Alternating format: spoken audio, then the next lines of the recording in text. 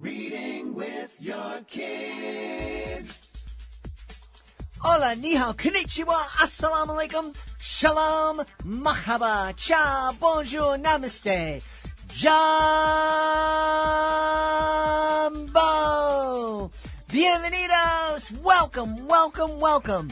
My name is Jedley, and this is Reading with Your Kids. We are beaming out of Reedville, the gem of Southwest Boston, and we are so thrilled that you're joining us. At Reading with Your Kids, our mission is simple but powerful, to bring families together through the shared magic of books and stories. In every episode, we sit down with fascinating folks who are creating books that open hearts and spark imaginations. Want to help grow this mission? Tell all your family and friends. Tell your kid's teacher, even the school crossing guard, and remind them that they can hear us on the WREB AM/FM 24/7 radio network, and they can find us on the iHeartRadio app, on Spotify, Apple Podcasts, Good Pods, Podcast Addict, Castbox, Player FM, Amazon Music. Wherever you find your favorite shows, you can find Reading with Your Kids. Two wonderful guests for you today. First up, Emily Kate Moon. She is here to celebrate Ray, how light works. And later in the show, we meet Shatava Ballard. She is here to celebrate the dreamer's dream of being doctors.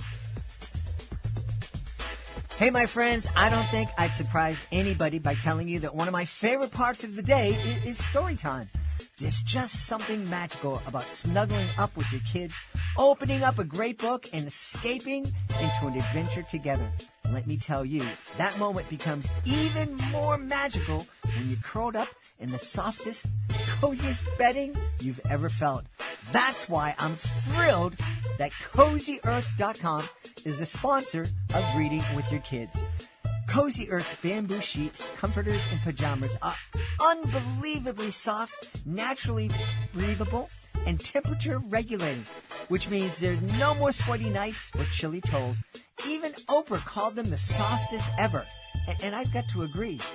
Right now, Cozy Earth is offering Reading with Your Kids listeners an incredible and exclusive 41% discount off their entire site. That's right, that's 41% off.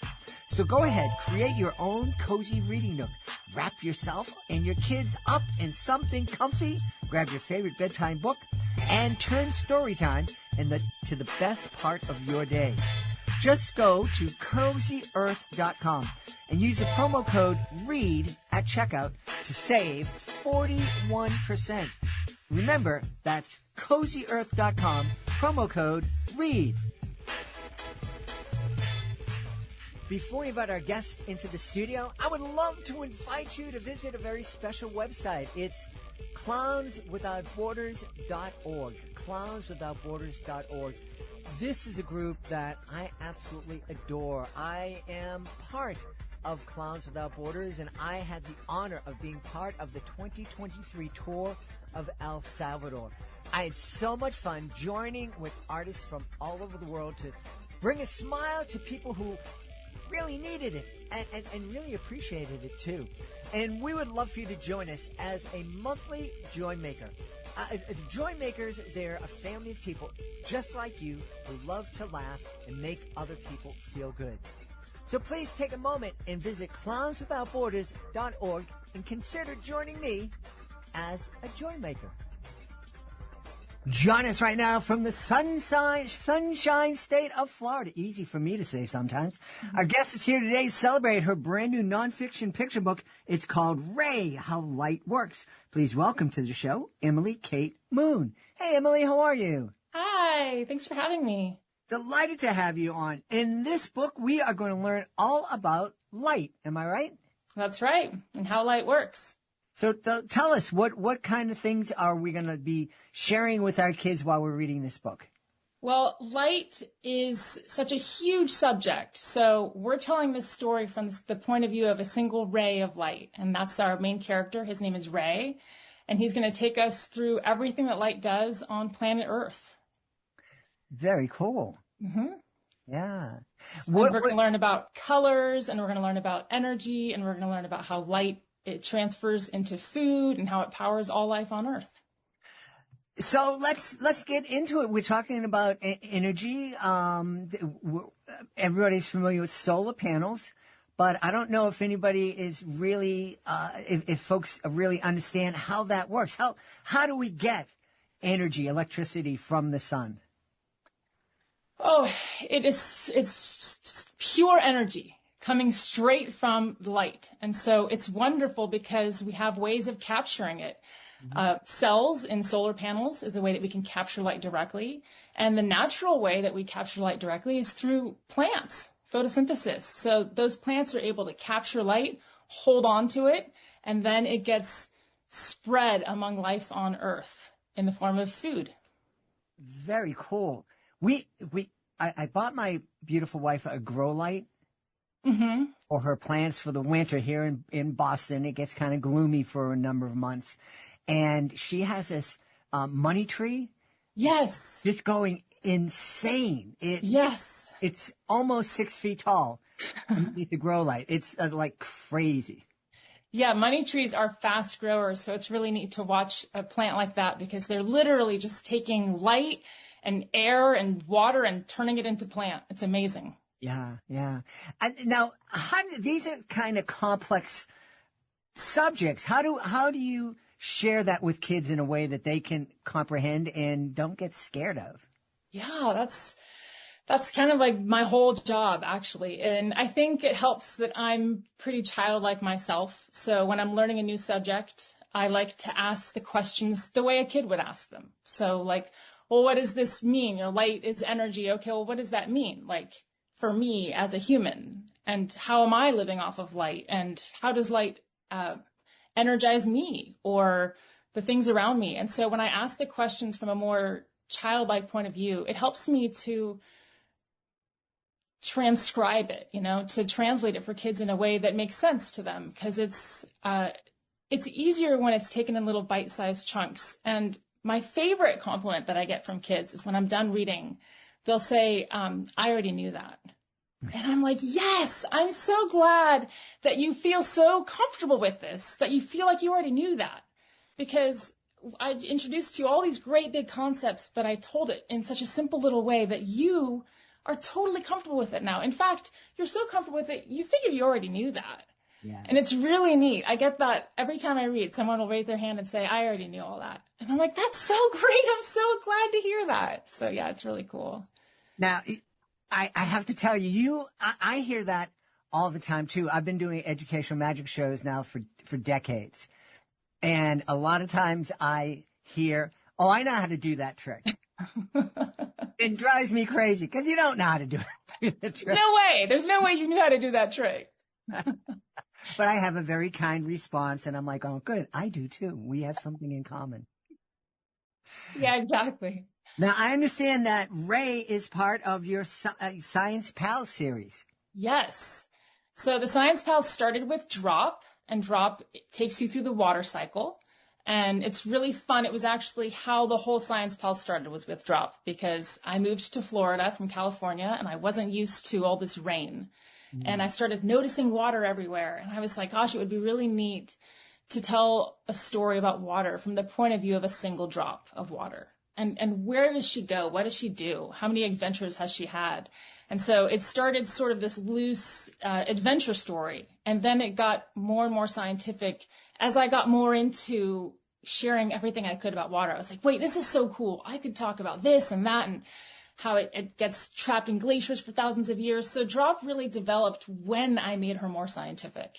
And that's when I was like, wait, I could do more. We could talk about air and light and soil. And so I'm really excited about what else we could do with the Science Pals. But after Drop, the next move was Puff. And Puff is Drop's bestie, and he teaches all about air. And they're a great little duo because air and water are pretty much always together here on Earth. So they make great little besties, and they're always helping each other out. And then after that, we had to get into Ray. So now with the three, we can cover things like photosynthesis. And that's why it gets really exciting, because they each have a little part in each other's books. They come into each other's books. So if you start with Drop, you'll get to see Drop and Puff, and then you get to see Drop and Puff in Ray.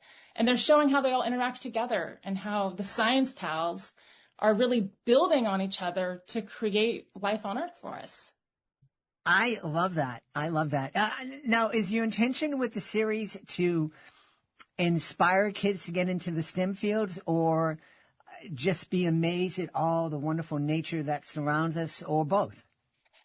Both, but it definitely started just sort of as an ode to nature. I just love learning about things. I'm endlessly curious. And so the more I learn about something, just the richer it gets for me. And so that's how it felt with water. And then as I learned more about air, and then I was just like, this is just so fascinating. And I really want to share this. So it's really more just my own amazement at all the science around us and how amazing this planet is. Yeah.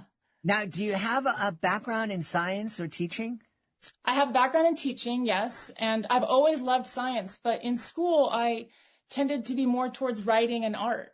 Mm-hmm. So even though I've always had a great interest in science, my studies took me more towards the humanities. So I didn't spend as much time in college and stuff studying science, but I always had a real soft spot for it. So it's been really fun for me to take all this time to really dive into the subjects that have interested me. Yeah. I think I think a lot of kids get intimidated by science, especially when it's introduced at later stages. And like anything, there are some kids that grab onto something easier than others. And I think in a lot of classes, I know myself, I've loved the earth sciences, and it was a lot of fun pretending I was a meteorologist, and I was kind of pretty good at it, But then I'd go into another class like biology or chemistry. Oh, my goodness. And it seemed like the teachers were kind of cool with me being intimidated by it. It's like, yeah, it's not for you. And, instead of kind of making it easier for me.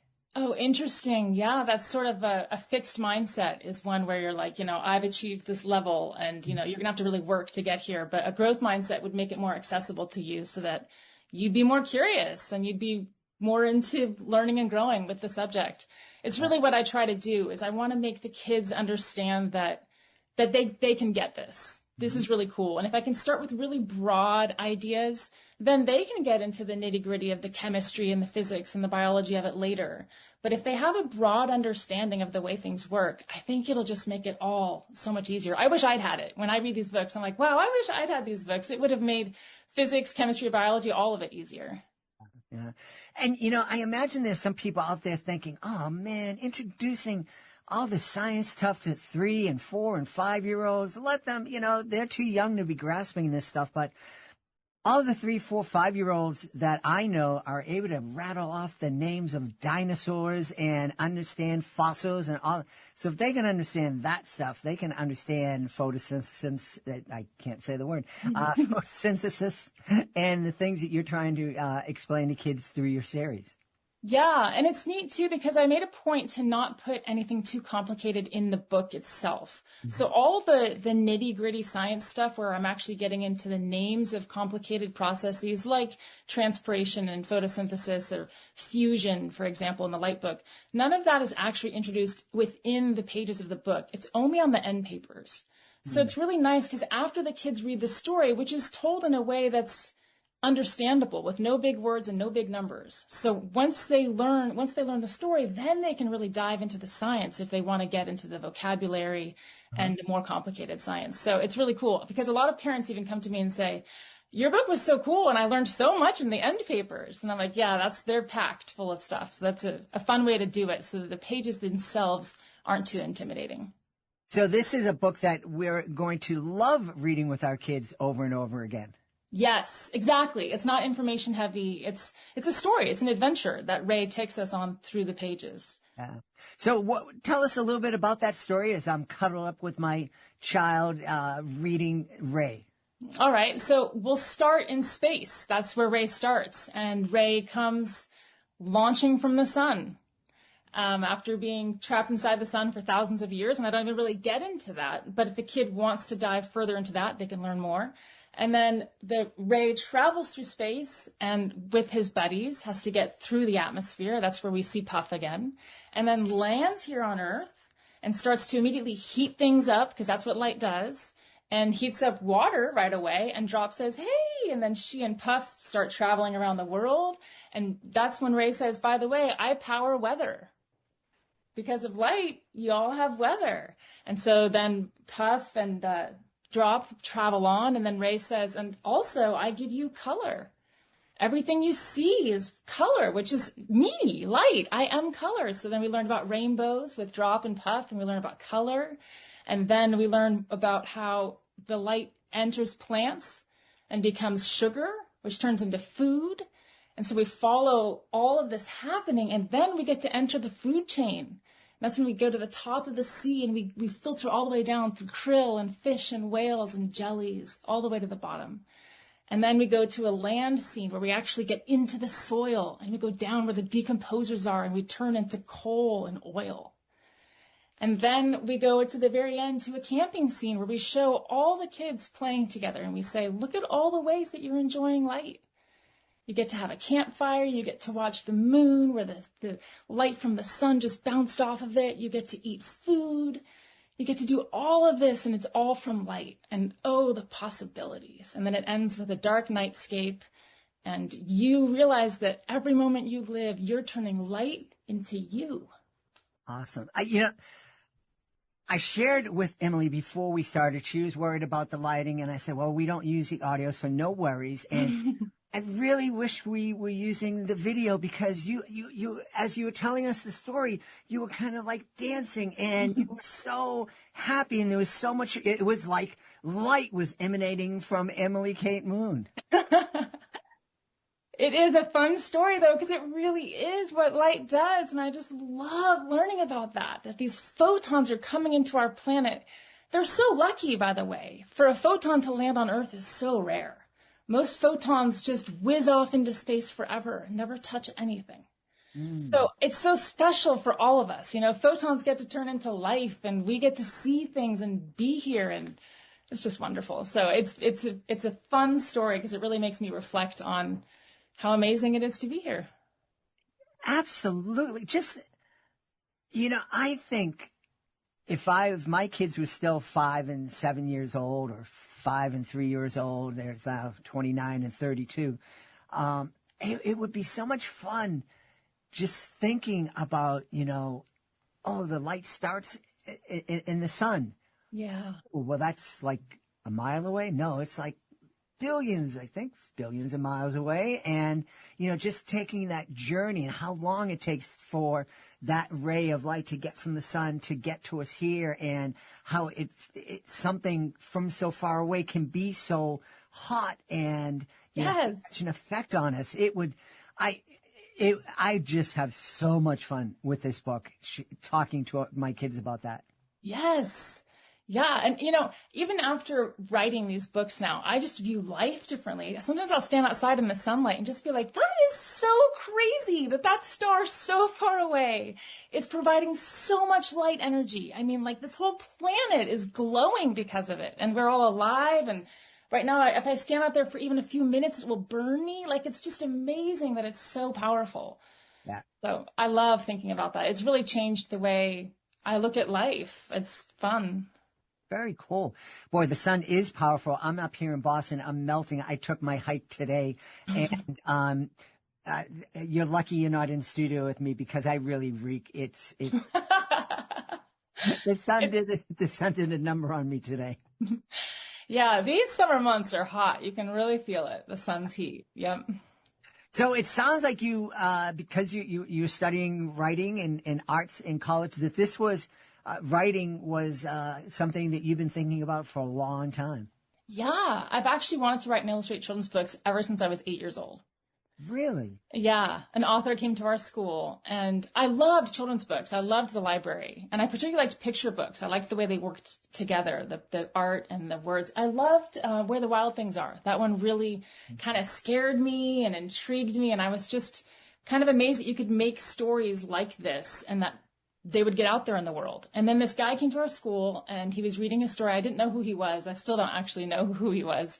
But I was like blown away. I mean, I was only 8 years old, but I hadn't considered that people did this as a job. I just sort of thought books were there. I was like, wait a minute, like you can just like write and illustrate your own ideas and get them out there. So that was really great for me. I started immediately writing and illustrating books. I made all sorts of books as a kid, and they were all on the cardboard covers and silly little stories. And then I got a job illustrating someone's job in a book when I was 16, and I was really excited about it, but it didn't go anywhere. But I did end up getting a meeting with an editor in Houghton Mifflin in Boston. Oh, great. Yeah. And so that sort of started this whole thing where I was just really pursuing this as a career. So it was fun. My first book came out in 2013, and it's unrelated to the Science Pals. And then Drop came in 21. So it's been a long, slow road. But yeah, I've always been interested in writing and illustrating, and particularly picture books. That's wonderful. How intimidated were you, or were you super confident when you went in to meet that editor in Boston? It's funny you should ask. I was confident. I remember thinking like, I hope she offers me a book deal. I had no idea like what I was dealing with. And she just said to me, let's see, I was 17 I was 17 at the time. And she said, you have put in a lot of work. I can tell you really put in a lot of work, but I want you to know, two important things. Number one, you're young and you don't really have much of a style. You need to develop a look that's unique. And I was like, oh, okay. And then she said, and number two, you should never team up with an author. If you're going to be an illustrator, submit your work as an illustrator. If you're going to be an author, submit your work as a manuscript. But don't team up with someone because it just cuts your chances in half. And I was like, oh, I didn't know that. And she's like, yeah, so just be one or the other or be both. And for me, that was like a green light to do both. I was like, oh, this is great because I didn't really like that guy's writing. I want to write my own. She said, yeah, do your own. And then she ended up being my publisher at Penguin in 2013. She left Houghton Mifflin, became the president of Dial Books. And then when she was our publisher, I was like, oh my gosh, when you were an editor, you helped me when I was 17. She said, did I really? So it was really fun. It came full circle. Oh, that was nice. You said you helped me instead of saying you rejected me when I was 17. She did help me. I thought I was going to have to illustrate for other people, and now I had the green light to do it all myself. It was great. That's wonderful. I attended the International Children's Book Festival in Bologna, Italy, last year, and it was wonderful. First off, you have no idea how big the children's book business is. It is enormous. I mean, this festival took up 5 huge convention halls. What? Yes. The Penguin Random House exhibit was a city block big. Wow. It was just insane. But one of the neat things about it was there were so many aspiring illustrators, and you could spot them. It was like, and they're all very different, very unique, but there was something about them. It was almost as if they had like a neon sign pointing down, illustrator, and I could just go by and I just see them and I go, you're an illustrator, right? And they go, how'd you know? I'm like, wow. It says so. They just like send off a different aura. Just a different vibe. Yeah. It was, a mixture of, I think, nervousness and anticipation. I'm going to get my big break here. I'm going to meet somebody. And it was wonderful being around that energy. Yeah, I can imagine. And it's funny that you asked me about that when I went to the office at Houghton Mifflin. Did I feel that energy? Yeah, I definitely thought like, this is like going to be my big break. And it was really interesting when she was like, this is not your big break, but you have a long way to go. But that's, I think that's, as you said, that was helpful to you because it was honest and, she didn't just dismiss you, and she didn't fill you with false praise. Yeah, it's true. Yeah. And it was helpful when she said you need to develop your own style because I'd always sort of wanted to go off and make something more stylized, but I felt like I hadn't earned it yet. Like I was too young and I had to make everything look as good as I could, which made it just sort of look styleless. And so it was nice to hear that because it really did make me feel like, okay, good. Then I can, Dr. Seuss has a look. So Shel Silverstein has a look. So I can have a look and it doesn't have to be quote unquote good, like Shel Silverstein, his loose line drawings. It was very inspiring for me to hear, make your own look. I was like, okay, cool. Yeah. So how would you describe your look right now? Well, now that it's gotten more into science, it is a combination of cute, because I just love cute. So my characters all have these cute little faces, but I want it to also have a realistic appeal. Mm-hmm. So a lot of the illustrations are done in watercolor, and that gives them sort of a fancier vibe, I think. Uh-huh. And then I'll bring them into Photoshop and add things like light and shadow and sort of make them pop to life. But I always want it to have this cute feel mixed with like a sort of Disney realism, like something soft and magical, but very resemblant of real life. Very cool. Yeah, and when I first did my book, June, which was, I first illustrated it on the computer, and they said to me, can you re-illustrate it on watercolor? Because, on paper in watercolor, because when people buy books, and this was back around like 2010, they don't want to feel like a computer did the art for them, for you. They want to feel like it's actually, a painting on paper. And I was like, oh, I didn't realize that was important to people. Okay, yeah, I can do that. And that's kind of stuck with me. Now I like it when my drawings when you can see the ink on the paper, when you can see the texture. So there's even some images in my book, Ray, where I don't have any of that paper texture because it'll be, say, Ray whizzing through space. Mm-hmm. But then if I have the picture of the ocean, for example, I actually did draw a whale on paper and photograph it and pull it into Photoshop because I wanted it to have that realistic feeling to it. Nice. I like that. There should be a museum, and maybe there is, for art from children's books, because there's some art that belongs in a museum. It's just that good. Yeah, some art is really good. And it's neat, too, to see, like, the processes of people's art. I love seeing, like, the sketches and then how it turns into something more colorful, or maybe it gets less colorful. It's really neat to see how things change and evolve. Then one of the things I hear from the novelists who come on the show is that they're often surprised at what their character says in a certain scene. I didn't expect my character to do that. Do you ever experience that when you're creating some art that, you kind of sit back and go, oh, wow, where did that come from? That's really nice. Yeah, it's a really good feeling, actually. And it happens in the writing, too. Sometimes a character will come up with the perfect little quip, and I'll write it down, and it'll kind of choke me up. I'll be like, oh, wow, I didn't know that was coming. And there it is, and it's perfect. I love it. So there's this sort of feeling of your work speaking to you, or maybe through you. And it's nice because you're not always like, controlling. You're just at the driver's seat. So it's really neat to be like, wow, I don't really know where that came from, but it sounds great. I love it. Yeah. I love it too. Well, let's tell everybody where they can go to find out more about Ray, find out more about Puff and Drop, and all of the great books coming not only from your imagination, but from your pen and brushes. Thank you. Yeah. Well, anywhere books are sold, they should be just about anywhere. And if you have a favorite local bookshop, they love to order it in if they don't already have it on the shelves. And yeah, it should be anywhere that books are distributed. So that's good news. Yeah. And do you have a website people can check out?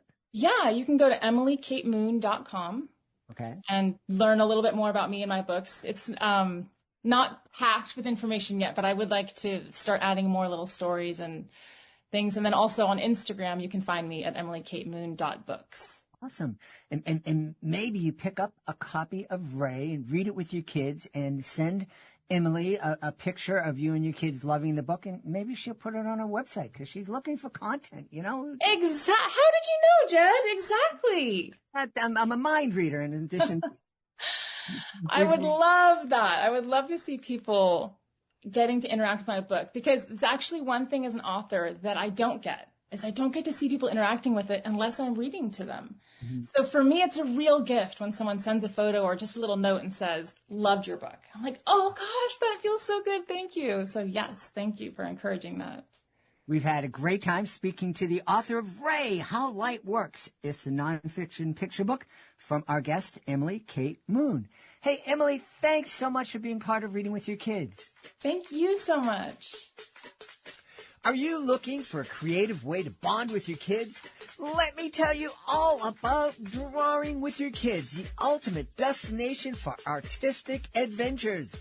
Join us as we dive into the wonderful world of children's books with renowned illustrators guiding you step by step. From beloved characters to whimsical scenes, unleash your imagination and create cherished memories together. Whether you're a seasoned artist or just picking up a pencil, there's something for everyone at Drawing with Your Kids. Please visit our website, readingwithyourkids.com, and click on the Drawing with Your Kids link at the top of the page and let the creativity flow. Drawing with Your Kids, where every stroke brings stories to life. My friends, if you have ever thought about owning a business that's fun, rewarding, and makes a valuable contribution to kids' education, well, Brooklyn Robot Foundry is calling your name.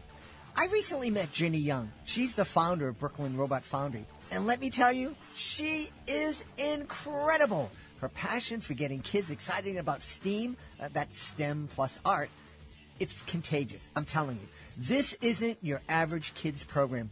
Brooklyn Robot Foundry is all about hands-on, screen-free STEAM fun. These kids get to build a different robot each class and take it home with them afterwards. Kids love it. Parents are raving about it. And now you can own a franchise and bring this incredible experience to families in your community. Now, this isn't your typical franchise. Brooklyn Robot Foundry is a mobile, flexible business with a deep curriculum that's making a real impact in schools and communities around the country. Franchise owners get a proven curriculum, full training, and support from a passionate team. So what are you waiting for? Please visit bit.ly/RobotJed. That's bit.ly/RobotJed. And let them know you heard about it on Reading with Your Kids.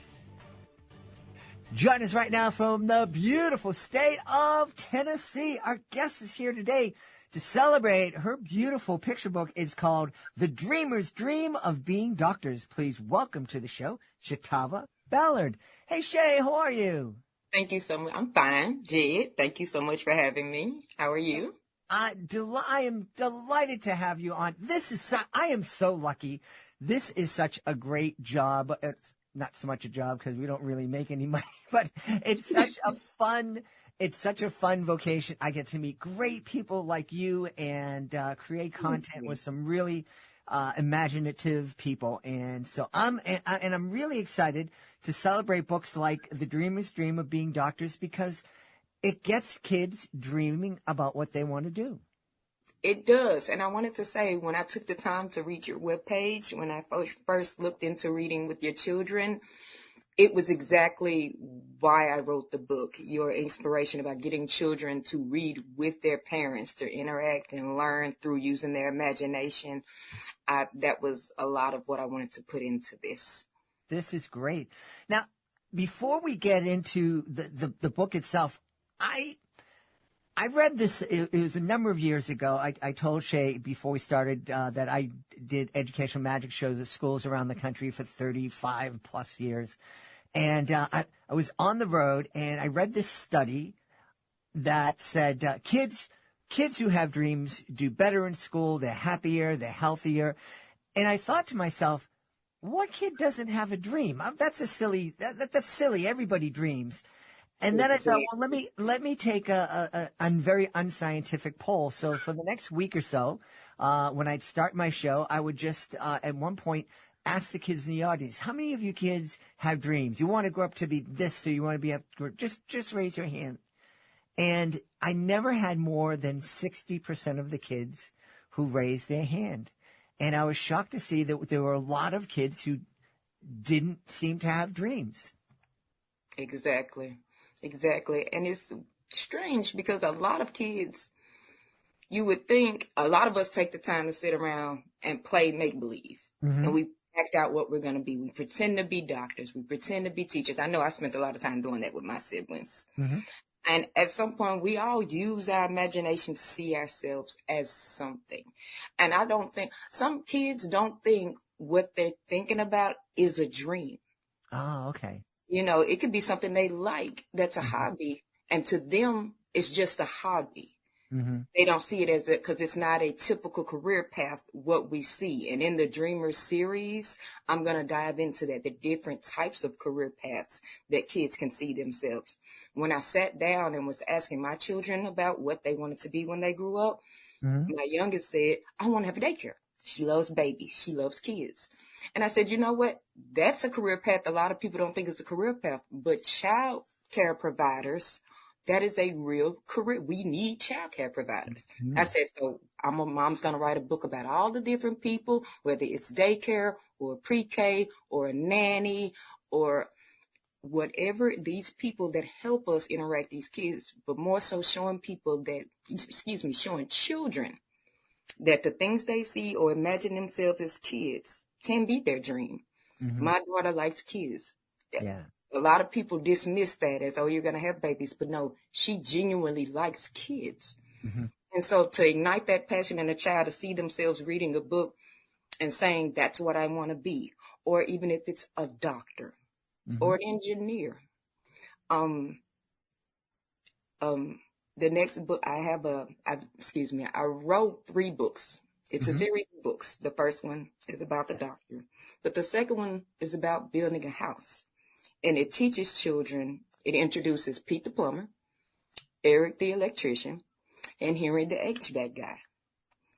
And it starts with the construction workers. So Mm-hmm. it introduces 4 different careers. But I got this watching my nieces and nephews pretend to do these things. They were pretending to build a house one day. Wonderful. So I sat and I watched them imagine this. And when you said that those kids wouldn't hold their hand up, that's strange. But then I thought about it and I said, but a lot of times they probably have had what they thought was a dream smashed by someone who didn't see it the way they saw it. Mm-hmm. And I want these books to show kids we see things different. Mm-hmm. And that thing that you imagine yourself, that you play in your room, that you pretend to be, you have no idea where that can take you. Yeah. Yeah. Pretending to be a dog. Oh, I'm sorry, go ahead. No. I'm just agreeing with you. Oh, sorry. I was just going to say, as children, at some point, we think about whether it's thinking about what we're going to be when we grow up, or if it's just pretending to be something we saw on TV, or pretending to be someone we saw that day. At some point, kids use their imagination to pretend to be something. Yeah.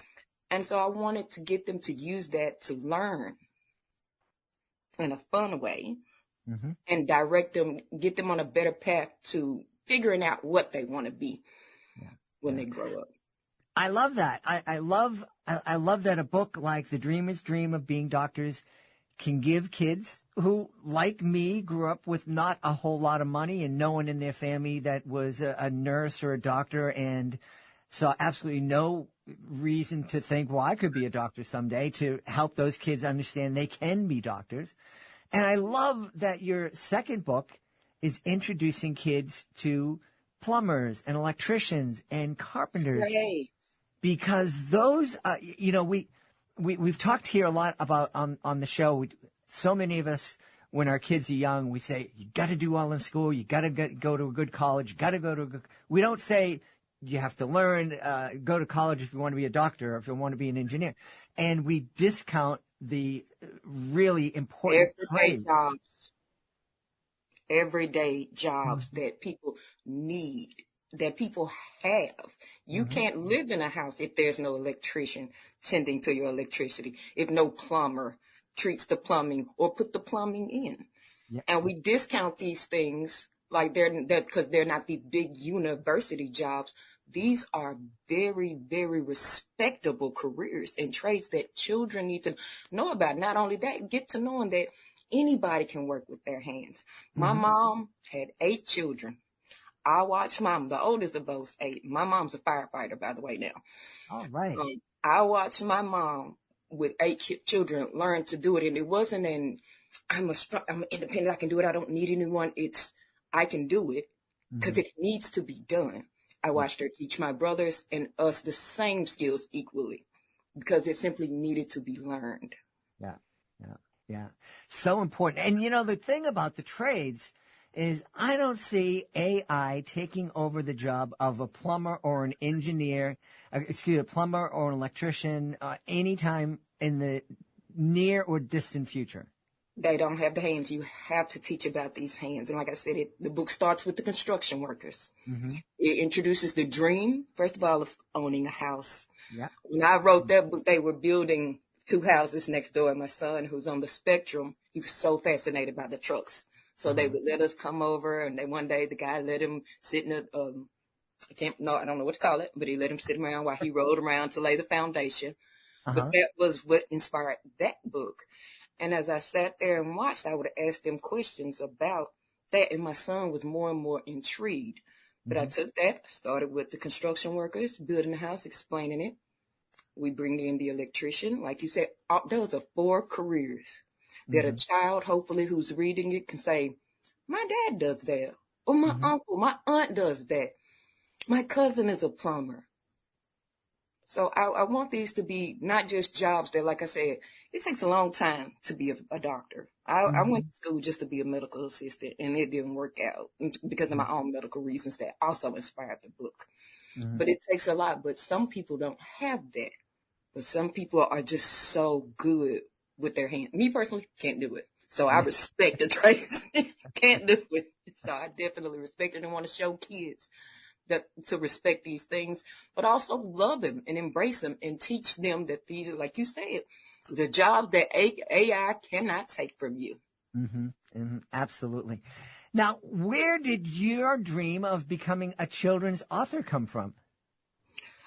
Actually, I used to write. It wasn't until I got older that I realized it was something that like I said, a dream that I didn't realize I was dreaming. When I was younger, I used to write little stories to my mom. I remember the first one being in the 3rd grade because she kept it. It was like a book that had 4 short stories in it, and they were 4 little horror stories. Ooh. But I wrote these 4 little horror stories, and I drew pictures, and my mom thought it was so, she was just like, I didn't know why it was a big deal until I got older, when I realized she was saying, you were 3rd grade, and you put together these very well-written stories. But I would write little things, but I never thought of myself as a writer. It was just me using my imagination and just putting pen to paper. I'm very good at remembering things if I write them down. That's how I learned. What really pushed it was I'm a mother of 4 children. I got sick at a very early age, in my late teens, mid-20s, with Crohn's disease. And I would go back and forth to the emergency room. And no one took the time to say, you need a GI doctor. I would just go back. But all I knew was that I was hurting. No one said, you need this particular, not even my regular doctor said, hey, let me send you to a specialist. So it took me 2 years before I actually got a doctor that I needed. And as I went through the years, I started noticing a lot of people didn't know that. I would have, if I'm at the emergency room and I see a doctor, you're a doctor, I assume you can treat everything that's going on with me. A lot of people have that thought and don't realize that there are different types of doctors. So with me not being able to pursue, because again, I went to school to be a medical assistant. I didn't want to tell the story, but I went to school to be a medical assistant. And I went through everything. I went through the clinicals and everything.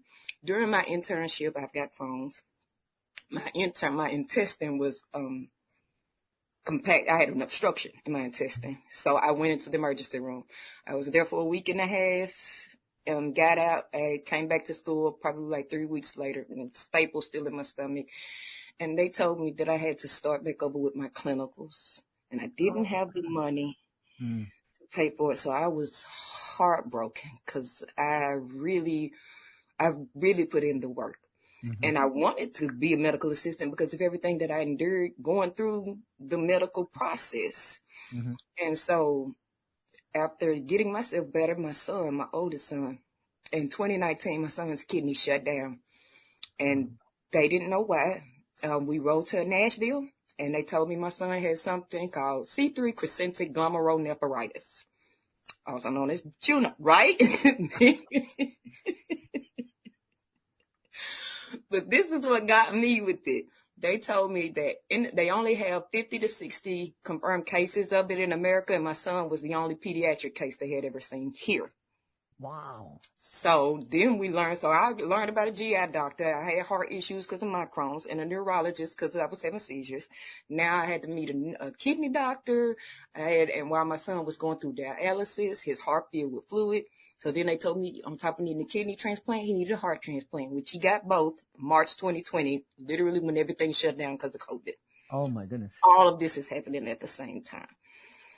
So as I'm going through this and I'm going it with my son, I kept telling him and myself, there's no way, because with everything he would go through, because of what I learned, going in the hospital and teaching myself, I was able to prevent my son's situation from getting worse. And that was I told myself, there's no way I went through everything I did not to be able to pass this on to somebody, not to leave some kind of mark. And so it started with my kids. I started teaching my children, like I said, about the different doctors that there are. And I told my daughter, I have a journal right here. I wrote last year in the beginning of June, I wrote goals. And I told myself, today is the first day of the rest of my new life. I left 2023 with a clear mind, but the goal was to have a book written. I'm sorry, the wrong page. I set a goal. I set out to write a series of children's books. This was written 6/27/2024. I don't know if you can see that. And you made it work. But I said, after everything my son went through, everything I went through, I sat down with my kids and I told them, I asked them, I kind of gave them a preview of it and asked them, and it was like, that'd be a good idea. And I sat down June of last year and I wrote all 3 books, the first 3 books, and I invested in myself. I invested in my children just every day. They were the ones that were telling me, like, if nobody else read it, we'll read it, Mom. But I told, that made me go, because I said, I know it, you could pass it to your kids. I said, I want it to be something that isn't for the moment, that 40 years from now, my grandchildren can read this book and still use that information. Learning that a heart doctor takes care of your heart. Learning that the dermatologist treats your skin. But it also teaches other things about health, not just who the doctors are, but things about the health. So I know I'm all over the place with answering your questions. I'm so nervous. It's a beautiful thing, because obviously this series was born out of love for your kids, love and struggle for yourself, and a love for our kids, because it's information that you want to share with everybody else's kids out there. And that's a beautiful, sincere thing. And hearing your story is a lot more interesting than having somebody who's come on who is reading off a piece of paper that a publicist created for them. So I really appreciate you taking the time and allowing yourself to be vulnerable to share your story. I think it means a lot.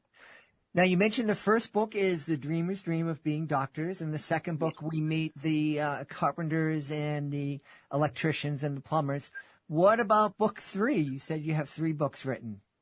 So book 3, I haven't, the title I'm still working on, but it was called The Dreamer's Drive Everyone. And again, I didn't like the title, but it was to explore, because like I said, my son is on the spectrum. He loves cars. Okay. So I was going to explore the different career paths that, like pilots, train conductors, anybody that drives or pilots a vessel. So that was going to introduce, like I said, the pilots, a chauffeur, I'm going to need to look into it. The pilot, the chauffeur, forgive me, because I used some word. There are a couple of words that explain, like the guy who carries in Asia, who runs with the thing. With the rickshaws. Yes, yes. So I wanted it to be different people from all over the world, modes of transportation.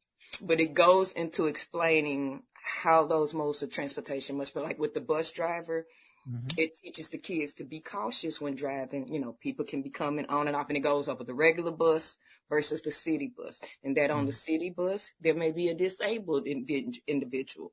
So we want to exercise some patience with the bus driver. These are their duties, and it shows everything. It's not just the bus driver that's sitting there. Yeah. They have to help these people. Sometimes they have to stop to help little kids who are on these buses. And so it goes up to subway stations, and he asked me to include a submarine. I didn't know how well the submarine fit because I had to put the Navy in it. Uh-huh. And then my daughter got to asking about other branches of the Army. So I'm like, that's why I said book 3 is still in it's written. Okay. Well, it sounds like you need to book 3 needs to become book 3 and 4. And so, and the one hand, in one book, it's transportation and the people who drive us. And the second book, it's looking at the military careers. Oh, see? Yes, because in the military careers, they have sub-careers. I love that. Absolutely. Yes. Yeah. You're going to have me writing notes. Write my notes. And then I'm going to have to put partially inspired by Jed. That's fine. I'm going to put you in there, Jed. My beautiful wife and I were down in Panama City, Panama, back in 2018, I think it was. My wife just one day, she was a teacher. She's retired now. But I said, we didn't want to go on vacation. She spun the globe, put her finger down. It landed on Panama. And we went. And one of the things we did was we, of course, visited the Panama Canal. And while we were there, we saw a submarine go through the locks. Oh, and it was very, very different. The security people there said, okay, put your cameras away. And I'm like, where's that submarine from? No, we ain't telling you that. And so it was just very kind of spooky. The submarine was black and, I'm like, it's so cool. It was I was in the same way asking questions. And I had to put boats on there. So that was a mode of transportation. Okay. And then, but see, like I said, when I'm asking them these things, they get to asking more questions and more like a boat and a yacht and a speedboat and a canoe. And I'm like, okay, but a canoe, you're not really driving people. It's obvious this new vocation of yours of writing children's book is bringing you a lot of joy. And I think that's absolutely wonderful. Is there a place we can go to find out more about the dreamers' dream of being doctors and find out more about you? Yes, so I do have some social media handles. I also have a website, which I can send the link. The link will be available on my website page. Again, more moment of vulnerability. I am new to this, the website, and it's all just been created through the publisher Fulton Books. I'm published through Fulton Books. So that's what the website is. I do have a YouTube link I think I provided you with the trailer as well. The book is available on Amazon, Barnes & Noble, Apple, Spotify, and I think Google Play. Great. Excellent. Well, we've had a really fun time speaking to the author of The Dreamer's Dream of Being Doctors. It's the debut picture book from our guest, Shatava Ballard. Thank you very much. Hey, thanks for being on Reading with Your Kids. I really wanted to thank you so much for having me. And thank you, anybody who just takes the time just to look at the book. Thank you so much. All right. We are so glad and so very happy that you spent part of your day with us here at Reading with Your Kids. If this episode made you smile or gave you something to think about, please pass it on. Share the link, leave a 5-star review, and hit that subscribe button so you can join us for the next episode of the show. And if you haven't done so already, please check out readingwithyourkids.com. It's the hub for all things Reading with Your Kids, including how to become a guest, joining our Certified Great Read program, and exploring amazing new books. You can also connect with us on social media, facebook.com/readingwithyourkids, at Reading with Your Kids on Instagram, and at Jedley Magic on X. I want to give a big heartfelt thanks to our guest, Emily Kate Moon. Please be sure to check out Ray, How Light Works. I also want to thank Shatava Ballard. please be sure to check out The Dreamer's Dream of Being Doctors. I want to thank my incredible team, Fatima Khan, Chris Doherty, Elle Glassman, Dante Greco. I want to thank my beautiful wife for all the support she gives me. Most of all, we want to thank you. You are helping to shape a smarter, kinder world every time you read with your kids. I'll be looking for you in the next episode of Reading with Your Kids.